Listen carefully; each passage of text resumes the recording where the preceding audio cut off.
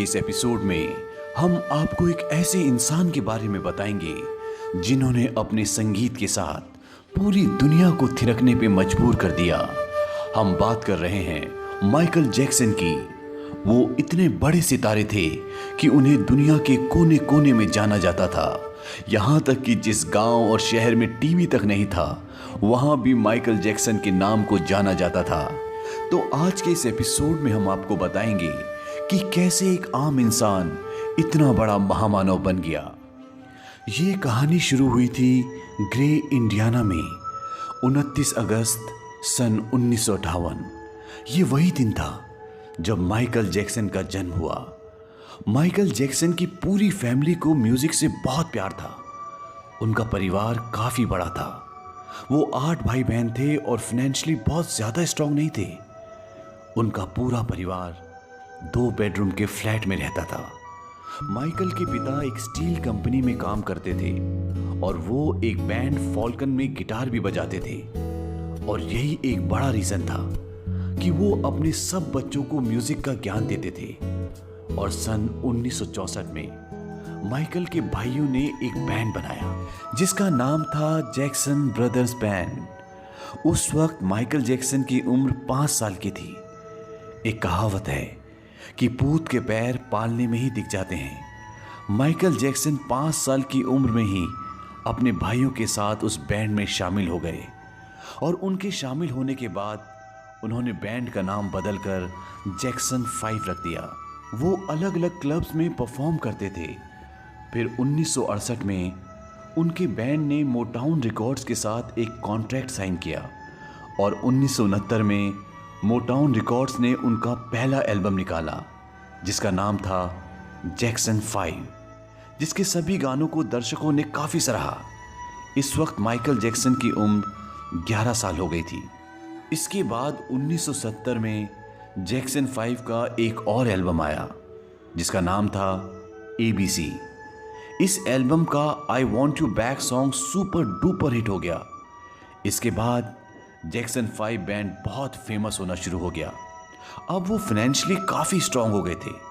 सन 1972 से सन 1975 तक Michael Jackson के मोटाउन कंपनी ने 4 सोलो एल्बम निकाले, जिसमें गॉट टू बी देयर जो 24 जनवरी सन 1972 को रिलीज हुआ था और बेन ये 4 अगस्त को रिलीज हुआ था और ये बहुत बड़ा हिट था।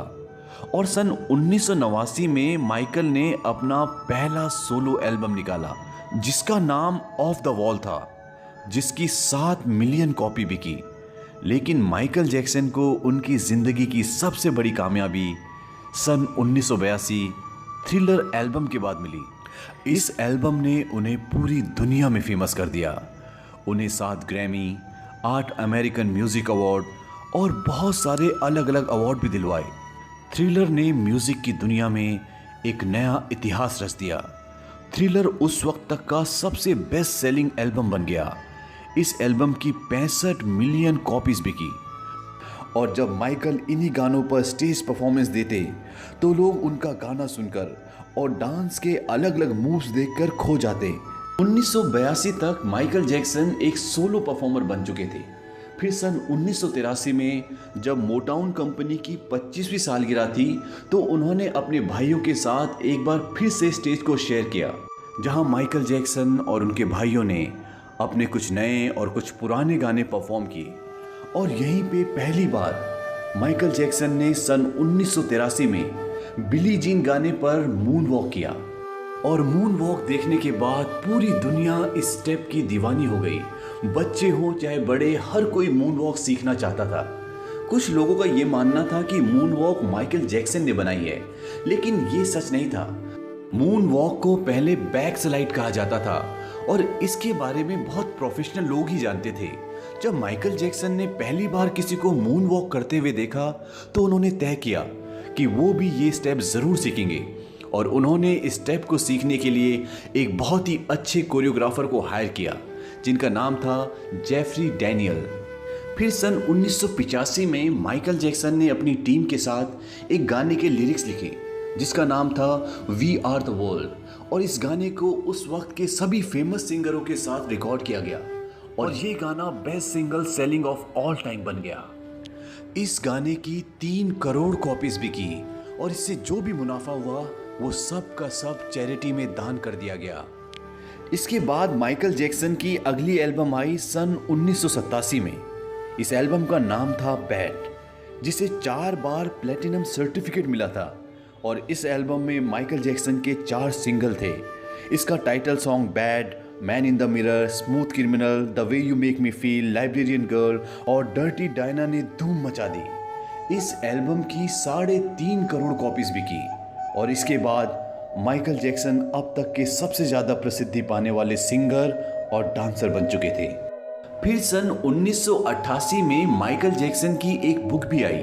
इस बुक का नाम था मून वॉक और ये माइकल जैक्सन की ऑटोबायोग्राफी थी।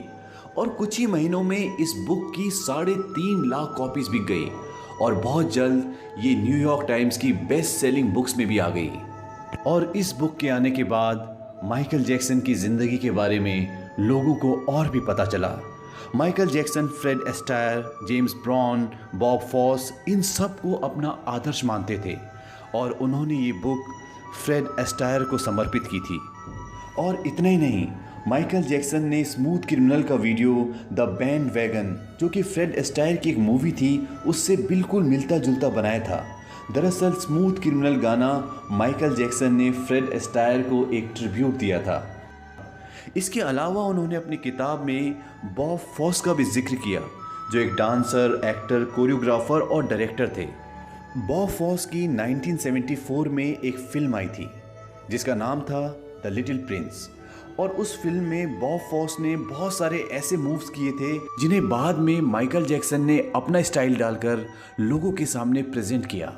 अगर आप वो फिल्म देखेंगे तो आपको ऐसा लगेगा कि यहाँ पर जो डांस कर रहे हैं वो बॉब फॉस नहीं, माइकल जैक्सन है। माइकल जैक्सन ने अपनी किताब के जरिए बॉब फॉस को भी श्रद्धांजलि दी थी। इसके बाद सन 1991 में माइकल जैक्सन की एक और एल्बम आई और इस एल्बम का नाम था डेंजरस। इस एल्बम के black and white, heal the world, remember the time, ये सब सुपर हिट गाने रहे। और हील द वर्ल्ड टाइटल से माइकल जैक्सन ने अगले साल ही एक फाउंडेशन भी शुरू की, जो फाउंडेशन बच्चों की केयर के लिए बनाया गया था। माइकल जैक्सन के गानों में और उनकी ज़िंदगी में समाज का एक बहुत बड़ा महत्व था। वो समाज के लिए कुछ करना चाहते थे और इसीलिए सन 1993 में ग्रैमी अवार्ड सेरेमनी के दौरान उन्हें 2 अवार्ड्स दिए गए, जिसमें से एक था लिविंग लेजेंड और दूसरा था ह्यूमैनिटेरियन ऑफ द ईयर का।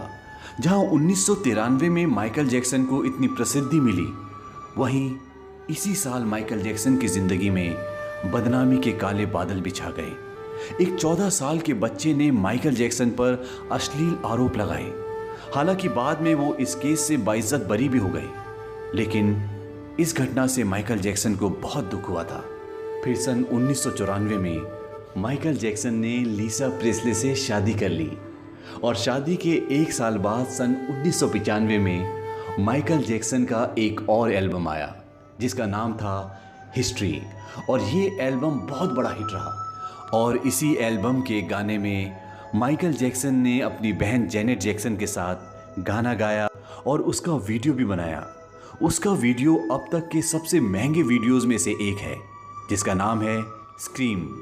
फिर सन 1996 में माइकल जैक्सन का डाइवोर्स हो गया और उसी साल माइकल जैक्सन ने एक और खबर दी कि वो पिता बनने वाले हैं। और जब माइकल जैक्सन ने अपने बच्चे की मां का नाम बताया तो सब हैरान रह गए। वो थी उनकी दोस्त डेबी रो। इस खबर के 1 महीने बाद माइकल जैक्सन और डेबी रो ने शादी कर ली और फिर 13 फरवरी 1997 को माइकल जैक्सन के घर में एक राजकुमार ने जन्म लिया और उसका नाम माइकल जैक्सन ने प्रिंस रखा।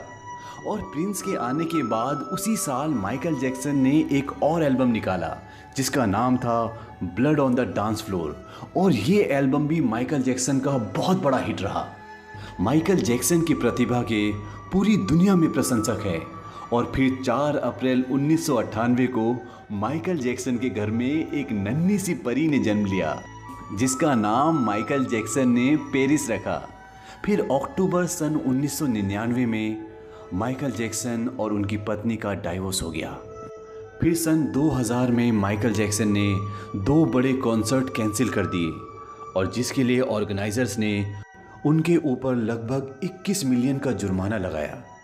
इसके बाद सन 2001 में माइकल जैक्सन की आखिरी एल्बम आई और इस एल्बम का नाम था इनविंसिबल।